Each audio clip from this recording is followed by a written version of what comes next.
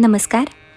प्राध्यापक डॉक्टर सुरेश मेणे लिखित मनाचे श्लोक अध्यात्माची पाऊलवाट या पुस्तकाचे क्रमशः वाचन. आजचा भाग.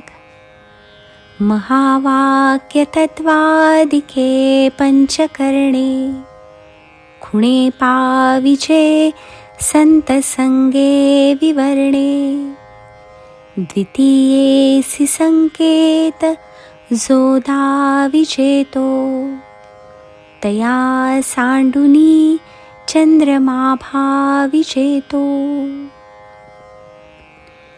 या श्लोकात समर्थांनी ज्या ज्ञानाच्या व तत्वांच्या आधारे परब्रह्म स्वरूपाचे ज्ञान होते त्या तत्वांना आपण चिकटून न बसता फक्त परब्रह्म स्वरूपाकडेच ध्यान द्यावे असे सुचवले आहे. यासाठी त्यांनी धर्मशास्त्रात रूढ असलेले एक उदाहरण दिले आहे. या श्लोकाचा अर्थ समजून घेण्यासाठी अगोदरच शेवटच्या 2 चरणांचा अर्थ समजावून घेतला पाहिजे व त्यानंतर पहिल्या 2 चरणांचा अर्थ पाहिला पाहिजे. धर्मशास्त्रात असे सांगितले आहे की द्वितीयेच्या चंद्राचे दर्शन घेतल्याने माणसाला शुभकारक फळे मिळतात.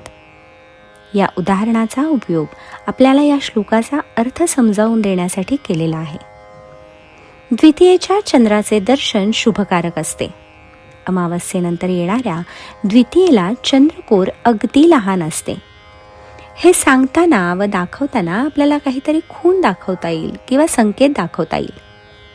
उदाहरणार्थ, पश्चिमेला बघ, समोर हे वडाचे झाड दिसते ना, त्याच्या अगदी वरच्या फांदीच्या टोकाला बघ म्हणजे तुला ती चंद्रकोर दिसेल. साहजिकच बघणारा ज्या खुणा सांगितल्या आहेत त्या खुणांच्या आधारे वरती आकाशात पाहिल व त्याला चंद्रकोरीचे दर्शन होईल. एकदा का चंद्रकोर दिसली की मग तो पश्चिम दिशा, वडाचे झाड, सर्वात वरची फांदी या गोष्टी विसरून जाईल व फक्त चंद्रकोरीचेच दर्शन घेईल. चंद्रकोरी ऐवजी जर तो वडाच्या झाडालाच पाहत बसला व त्याकडेच त्याने लक्ष दिले तर तो चंद्रकोर पाहूच शकणार नाही. म्हणून समर्थ म्हणतात, द्वितीयेसी संकेत जो दाविजेतो तया सांडुनी चंद्रमा भाविजेतो. थोडक्यात म्हणजे काय, साध्य करायचे हे जर कळले तर साधनाला चिकटून बसू नये. 4थ्या मजल्यावर जाणे हे जर साध्य असेल तर जिना हे साधन आहे. जिन्यालाच कवटाळून बसलो तर 4थ्या मजल्यावर आपण जाऊच शकणार नाही. त्यामुळे साध्य महत्त्वाचे आहे, साधन नाही. त्याचप्रमाणे संत देखील आपल्याला वेदांत, त्यातील महावाक्ये, तत्व, पंचकर्ण, विश्वोत्पत्ती, देह, आत्मा, परमात्मा या संदर्भात निरूपण करतात व परब्रह्म स्वरूपाची ओळख करून देतात. एकदा का आपल्याला परब्रह्म स्वरूपाची ओळख झाली की आपण त्या परब्रह्म स्वरूपातच विलीन होण्यासाठी प्रयत्न केले पाहिजे. त्याऐवजी जर आपण तत्वज्ञानात, वेदांतातच अडकून पडलो तर परब्रह्म स्वरूपाचे ज्ञान आपल्याला होणार नाही. म्हणून प्रत्येकाने हे लक्षात ठेवले पाहिजे की संतांनी दाखवलेला वेदांताचा मार्ग हे साधन आहे. त्याचा अभ्यास करून आपण पुढे परमात्म्याला प्राप्त करून घेतले पाहिजे.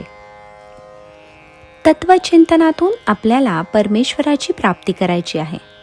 केवळ शाब्दिक ज्ञान मिळवायचे नाही हे आपण लक्षात ठेवले पाहिजे. अन्यथा अनेक महाराज, भुवा मंडळी थोडेफार ज्ञानाने भाषणे देण्यास, निरूपण करण्यास सुरुवात करतात व शाब्दिक ज्ञानातच गुंतून पडतात.